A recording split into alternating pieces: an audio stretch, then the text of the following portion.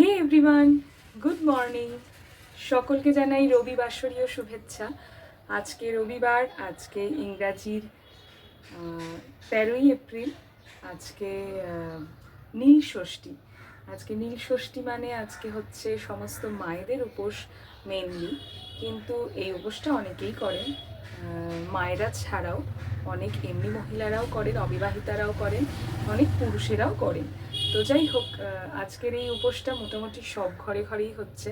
তবে রবিবার দিন উপোস কাপাস পড়লে যেটা হয় আর কি, একটু মানে সেই বাড়ির লোকেদের অস্বস্তিতে ফেলা, মানে যারা করেন না তাদের জন্য একটু কীরকম একটা হয়ে যায় যেন, সেই তাদের জন্য একরকমের রান্না বান্না থাকে যেহেতু আজ রবিবার। তো যাই হোক, আমরা যারা এই উপোসটা করি মহাদেবের উদ্দেশ্যে, তারা তো এই দিনটা অবশ্যই পালন করব মন থেকে। কারণ হচ্ছে, আর এটা নিয়ে দুঃখ করার কিছুই নেই, কারণ দুদিন বাদেই আসছে আমাদের পয়লা বৈশাখ। আমাদের বাঙালিদের একটা ভীষণ এক্সাইটিং, মানে ভীষণ আনন্দের একটা, মনের কাছের একটা উৎসব পয়লা বৈশাখ, নববর্ষ। তো সেদিনকে হবে কবজি ডুবিয়ে খাওয়া দাওয়া। তো যাই হোক, আজকে ব্লগটা শুরু করছি এখান থেকেই। তো আজকে তো শিব পুজো রয়েছে, আমার রয়েছে, মণিমার রয়েছে, সর্বোপরি আজকে বুমবুমের শিব পুজো রয়েছে। তো তোমাদের সঙ্গে সবটাই শেয়ার করব। চলো দিনটা শুরু করা যায়। নীল শিব ঠাকুরের একটা ভীষণ রকম প্রচলিত পুজো।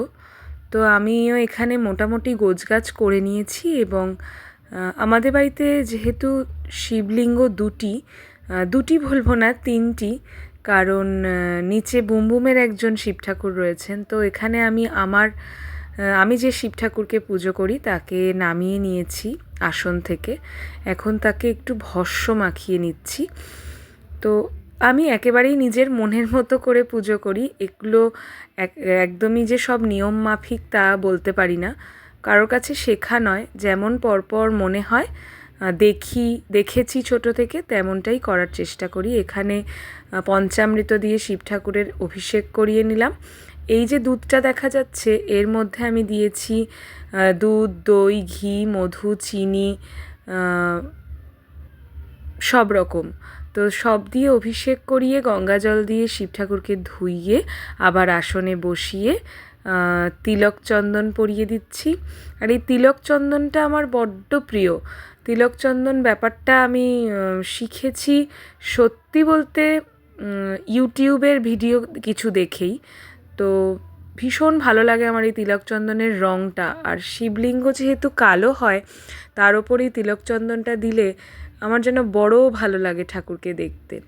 এখন দিয়ে দিচ্ছি একটু অগরু হচ্ছে শিব ঠাকুর বা সমস্ত ঠাকুরদের যে সুগন্ধি। এবার আকন্দর মালা, চন্দনে চর্চিত বেলপত্র, মানে বিল্লপত্র যেটাকে বেলপাতা বলে, তা শিব ঠাকুরের মাথায় অর্পণ করলাম। পুজোটা একেবারেই নিজের মনের ব্যাপার। তো এখানে কিছুই আর সব কিছু মেনে করতে হবে, বা আমি যেমনটা করছি এটাই কোনো নিয়ম, কোনো বইতে লেখা আছে তা কিন্তু নয়। এটা আমি বারবারই বলছি। ধুতরা ফুল, অপরাজিতা ফুল যেটাকে নীলকণ্ঠ বলে, গাঁদা ফুল, সব কিছু দিয়ে নিলাম। মাঝে যে শিব ঠাকুর তিনি হচ্ছেন বাবা বৈদ্যনাথ। আমরা খুব মানে ইদানিংকালে দেওঘর গিয়েছিলাম, তো সেখান থেকেই বাবা বৈদ্যনাথের এই পটচিত্র মানে ছবিটা আমরা নিয়ে এসেছি। সেই শিব ঠাকুরকেও মাঝে রেখেছি। এখানে কাঁটা ফল সহ শিব ঠাকুরকে 7 রকমের ফল নিবেদন করলাম। আর এখানে দিয়ে দিলাম একটা মিষ্টি, আর শিব ঠাকুরের অত্যন্ত প্রিয় একটা বাতাসাও দিয়েছি। এবার জ্বালিয়ে দিয়েছি ঘিয়ের একটি প্রদীপ, নীল রঙের 2টি বাতি, নীলের ঘরে বাতি দেওয়া যাকে বলে, নীল 2টি বাতি জ্বালিয়েছি, আর ধূপ দীপ জ্বালিয়ে দিয়েছি। এবার চলে এসেছি নিচে, বুমবুমের পুজো হচ্ছে সেইখানে। এইটা হচ্ছে বুমবুমের ঠাকুরের আসন, সকলেরই পরিচিত হয়ে গিয়েছে। আমরা যা যা ফল এনেছি ও তেমন তেমন সব রকম ফল এনেছে। এইখানে ওর শিবলিঙ্গে ওকেও পঞ্চামৃত দেওয়া হয়েছে, ও তাই দিয়ে অভিষেকটা সম্পূর্ণ করলো।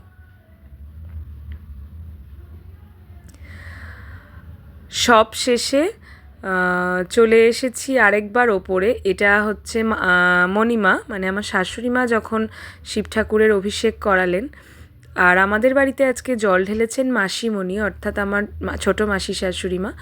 তো সকলেই শিব ঠাকুরের পুজো করে নিয়েছি। এই হচ্ছে আমাদের দিনের বেলার পুজো। তো সন্ধেবেলা আবার যখন সন্ধ্যারতি করতে গিয়েছি, তখনও কিছু অংশ আবার ক্যাপচার করতে ইচ্ছা হয়েছে।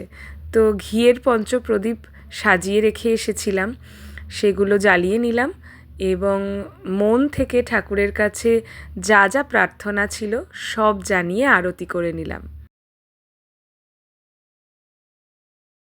তো এভাবেই সন্ধ্যারতির মাধ্যমে আমাদের বাড়িতে নীল পুজো আমরা সম্পন্ন করলাম। আমাদের এই ভিডিওটা অর্থাৎ নীল পুজোর ভিডিওটা তোমাদের কেমন লাগলো অবশ্যই কমেন্ট করে জানিও। Thanks for watching, please be with us.